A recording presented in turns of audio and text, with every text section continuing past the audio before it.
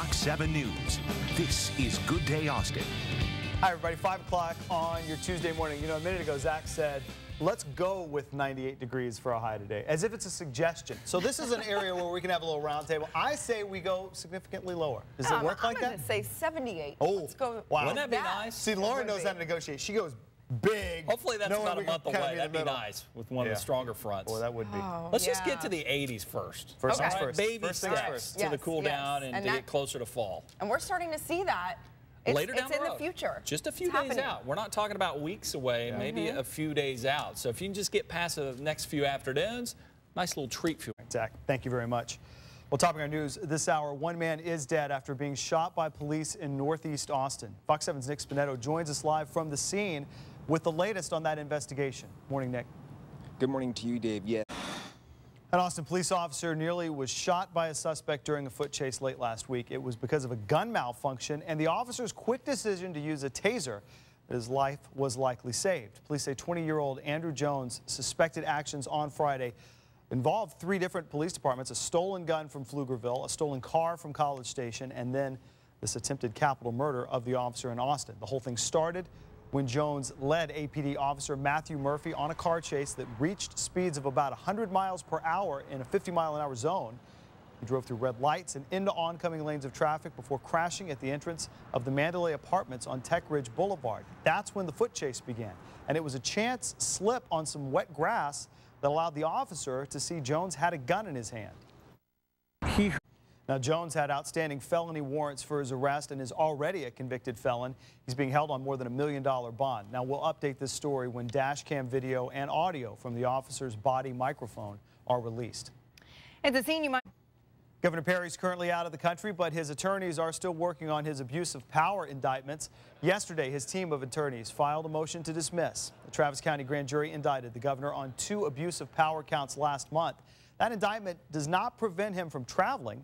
The governor is overseas for an economic mission to Japan and China. That's a move that could boost his foreign policy chops as he ventures out on a possible second run for the White House.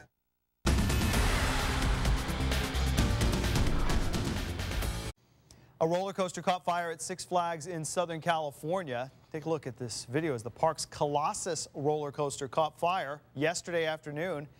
As you can see, part of the tracks were burning at the top of the ride. Fortunately, that roller coaster has been closed down since August 17th, so no one was on the ride at the time.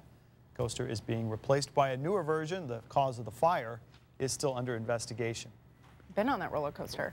Yeah. Let's say there is a chance the company could announce the rumored iWatch today as well. I know you're excited about that one, Dave, but not standing in line for that yet. I don't stand in the line. Never. But I'm never stood in impressed with those who do. I mean, it's become like a thing, you know, Yeah. like the Oh, Apple yeah. line. So we'll see if those lines You'll get your watch by waiting patiently. waiting patiently, just like Mom taught me. Okay. Well, that brings us to our question of the day. We want to know if you think this new iPhone will be worth the hype. Get on our Facebook page at MyFoxAustin, or you can tell us on Twitter at Fox Do that through Austin. your iPhone. Yeah. Facebook, Twitter. Right. Lisa says, nothing is worth the hype because 6 months later, it's outdated. All right, Lisa. I've had mine for 2 years. Way to bring down the room, Lisa. Okay, Russ says, so glad I just bought the 5S. Exactly. Well, that's how that happens. I mean, you know, I'm kidding with you, Lisa. I've been that is how it waiting goes. The new one comes out. for the 6 to come out so I can get the 5 because I still have the 4. Oh, Yeah. looking for a deal. Okay, you're going to get a sweet deal. I hope Works so. out pretty well. Right? Yeah. That's what I'm about. All right. More money for shoes. More money for shoes. Coming up, Austin City Council continues to discuss next year's budget. Probably not because of more money for shoes. No. No. We'll have more on what they plan to vote on later today. Oh, I'm just gonna sit on the dock of the bay, watching the tide roll away. 524 right now on your Tuesday morning. Never gets old listening to Otis Redding sitting on the dock of the bay. Otis Redding would have turned 73 years old today. A new report says Americans are paying hundreds of thousands of dollars in useless fees. Fox Business Network's Cheryl Casoni takes a closer look. One. All right, talk about having the ultimate TV library. TiVo is developing a DVR that can record 26,000 hours of standard programming and 4,000 hours of high def. I think that's even more than Lauren and Zach watch. The new device is expected to go on sale early next year, and if you want to splurge on the DVR, that's expected to cost you about $5 grand. Coming up here on Good Day Austin, police are investigating after officers shoot and kill a bank robbery suspect. Nick Spinetto will have the latest.